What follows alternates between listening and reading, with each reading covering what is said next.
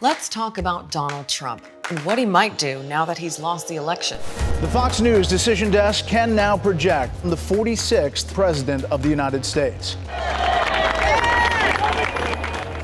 The big American news networks did the math and called Biden's win. The people of this nation have spoken. But Trump is contesting some results. If you count the illegal votes, they can try to steal the election from us. The results are fake. They're not real. So can Trump still win in court? What can he do with the time he has left in the White House? And what if he refuses to leave?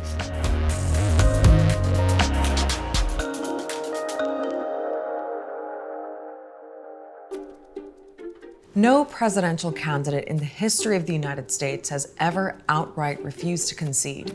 Richard Nixon bowed out even after accusing John F. Kennedy and the Democrats of rigging votes. And once the decision is made, we unite behind the man who was elected. Vice President Al Gore accepted the Supreme Court's ruling that George W. Bush won in Florida. May God bless his stewardship of this country. That was after a long legal battle and a recount that came up with a razor-thin difference of 537 votes. But Trump's not giving up, and there are things he can still do. In a tight race, a candidate can request a recount. Georgia has already agreed to one. But recounts have only ever led to totals that change by a few dozen votes, sometimes hundreds. Biden's lead in battleground states is in the tens of thousands. It's really hard to imagine a massive shift in votes from Biden that would then benefit Donald Trump. A candidate can also file a lawsuit if they suspect irregularities. The Trump campaign has challenged electoral processes in several states over things like Republican observers not getting close enough to the counting process, ballots that are otherwise valid being counted after Election Day, and allegations of fraud. But lawsuits in Michigan, Georgia, Wisconsin, and Arizona have already failed. Still, Trump's lawyer Rudy Giuliani says they're going to keep going. We've been deprived of the right to inspect if a single one of those ballots is legitimate. And I emphasize to you, it's only one of the many other infirmities in this election. There has to be a pretty high bar of evidence if you're going to accuse a state or a locality of widespread fraud, which is what some Republicans and Trump are doing right now. And there just isn't any evidence of it. The election timetable means legal battles can't go on forever. In most states, recounts and court challenges have to wrap up by December 8th. December 14 is when electors from each state come together as the Electoral College to cast their votes. The presidential race has been called for Biden because enough Democrat electors are expected to confirm his victory. The reports from those Electoral College meetings then get sent over to Congress, and then Congress counts the votes on January 6th. After all that, Trump can make all the noise he wants, but it won't affect who takes the office of the president. He doesn't even have to concede publicly. That's just a usually respected tradition.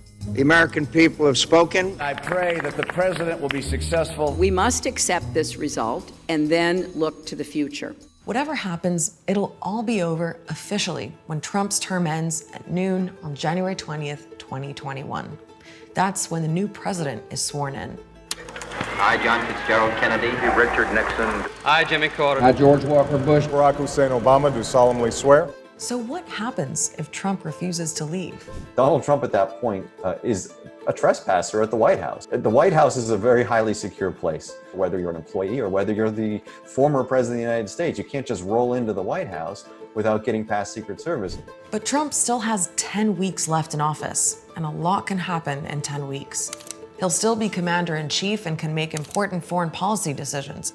George Bush Sr., for example, sent troops to Somalia in his final weeks, and Jimmy Carter ended the Iran hostage crisis. Trump can also declassify information and use the power of the presidential pardon to free people from prison or stop a trial if it's a federal case.